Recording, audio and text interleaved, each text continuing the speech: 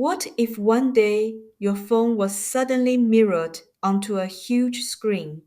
Your chat history, search history, emotional late night posts, and secrets you once told someone, all exposed for everyone to see. Would you panic? If you would, then deep down you already understand this. Not every word you share is harmless. Words can be bridges, but they can also become evidence. They can bring people closer, but they can also reveal where you are vulnerable. Hello, everyone. I'm Manya. Welcome to Life Wisdom. Today, we're talking about something deeply important but often misunderstood. You can be kind to everyone, but don't get close to everyone. It's not about being cold or calculating. It's the basic wisdom of mature relationships. Kindness needs boundaries, honesty needs limits, and closeness needs filtering. If you've ever regretted sharing too much with someone you barely know, if you've given your vulnerability to the wrong person, or if you always give more in relationships but end up being taken for granted, then the next 20 minutes might change how you see the act of speaking up. Ready? Let's go. There's a modern problem I like to call oversharing addiction. It's not a clinical term, but you probably know what it looks like. Opening your heart to anyone, pouring your troubles onto everyone, treating your personal story as a shortcut to connection, and mistaking vulnerability for intimacy. You may think you're being honest. You may think you're building trust. But if the person hasn't earned that trust yet, you may simply be giving them access to parts of you they don't know how to respect. Those secrets you share, those weak spots you reveal, those ambitions you spill, they can easily become gossip or even tools used against you. This isn't paranoia, it's just realism. Not everyone wants to hurt you, but you never know who might turn your words into something harmful and when. Many so called shares aren't genuine or kind or even necessary. They're emotional trash dressed up as honesty, dumped everywhere. For example, you open up to someone you just met about your childhood trauma, heartbreaks, work frustrations, or future worries. They nod a lot and say, I totally get you. At that moment, you feel seen, understood, accepted. But the truth? Once you leave, your story isn't just yours anymore. It might turn into light gossip around the office or a threat when you clash with that person. Don't forget, I know all about you. You think you're seeking understanding, but you may be giving away context to someone who hasn't earned it. You think you're building trust, but trust is not built by exposing everything at once. You think you're being sincere, but sincerity without discernment can become self betrayal. You trade your vulnerability for temporary sympathy, your secrets for fleeting attention. And the worst part, you're always the one losing in that exchange. Lots of people think we share everything means a close relationship, but mature people know sharing everything doesn't always mean closeness. It can mean no boundaries. Wise people understand the power of silence. They don't avoid talking. They just know what to say, when, and to whom. They treat words as tools, not emotional dumping grounds. They use silence to observe, think, and gather information, not to vent, demand, or drain others. Your job plans, love life, family background, financial situation, social connections, personality flaws, all these seemingly normal details can be ammo in the wrong hands. You complain about your boss to a coworker, and they might spread it to gain favor. You share relationship troubles with a friend, and they might turn it into party gossip. You tell an acquaintance about your startup idea, and they might quietly beat you to it. This isn't about distrusting everyone, but about knowing not everyone deserves your trust. Schopenhauer once used the image of hedgehogs in cold weather. When they get too close, they hurt each other. When they stay too far apart, they freeze. Relationships work the same way. The goal is not to be distant. The goal is to find the right distance, close enough for warmth, far enough for safety. In work, community, friend circles, and social media, you'll often notice two patterns. First, those who talk to everyone, say whatever's on their mind, vent their emotions anytime. They treat socializing like a trash bin for feelings and friends like free therapists. They think this will bring them understanding, but often all they get is shallow sympathy and behind the back gossip. Second, those who listen more speak less, observe first, speak later. They have emotions but know how to process them themselves.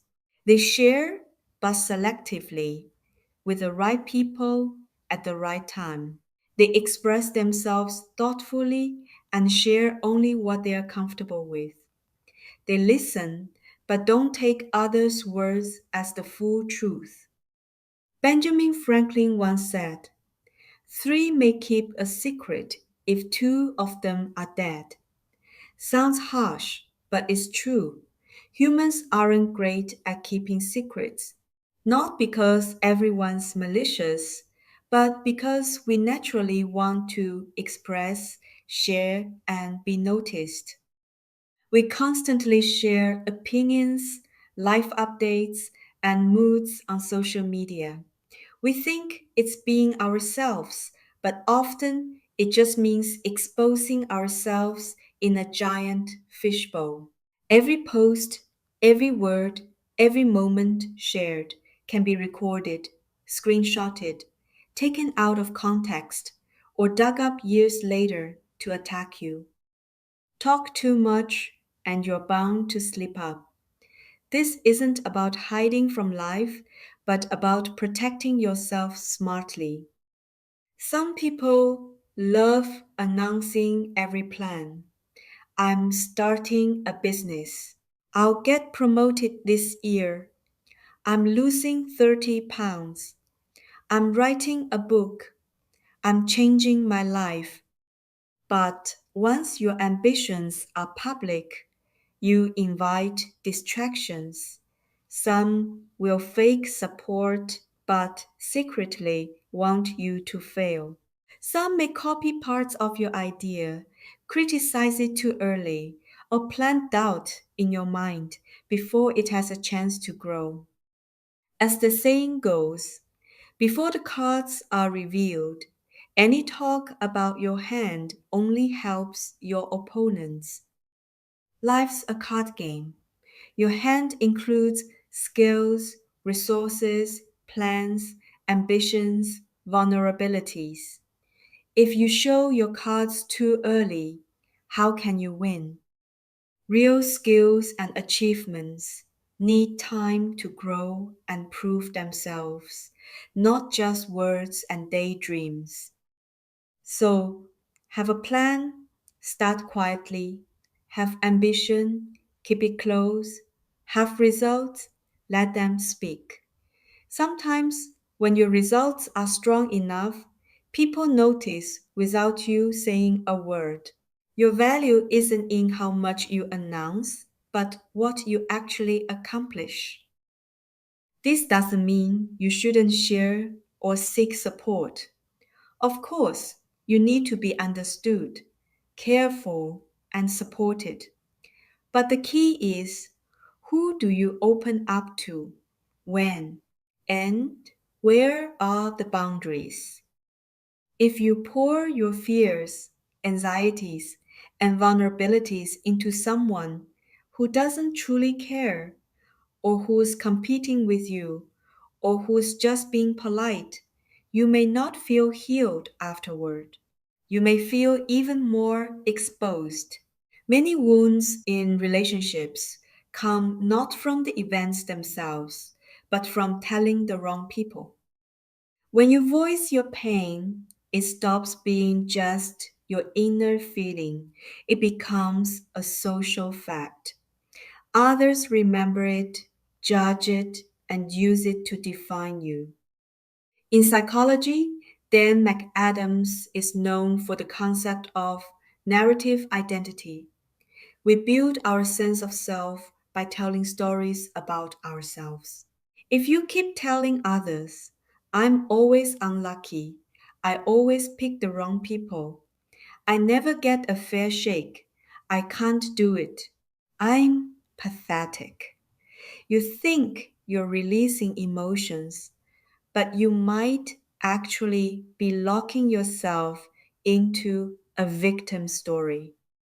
True healing isn't dumping all your pain on others, but learning to digest and turn it into strength. Why do overly transparent people get disrespected? Because human nature is like this. Things that come too easy are often not valued. People who are too easy to read aren't respected. Truly influential people don't need words to prove themselves. Truly deep people don't need to overshare for attention. Their silence is a statement. Picture a dinner party. Someone keeps talking about their achievements, complaints, plans, and connections. At first, everyone's engaged, but soon they're exhausted. Another person speaks little, but stays polite, attentive, and hits just the right points. After the party, people remember the quiet one. That's the power of leaving space. In a world where everyone talks, silence is rare. In a world where everyone shows off, mystery is a luxury. As Laozi wrote in the Tao Te Ching, great skill seems clumsy, great eloquence seems awkward. It's not about pretending to be dumb, but about protecting yourself. The truly powerful don't rush to show off or explain themselves. They know exposing too much too soon makes it easier for others to predict, drain, and limit you. To be clear, this isn't about walling yourself off. Humans need deep connection, and true intimacy requires vulnerability. The point isn't less openness, it's wiser openness with people who've earned it. So, what can you do? Build your own info level system, like handling classified files. Level 1, info you can share openly: basic identity, job, hobbies, public work.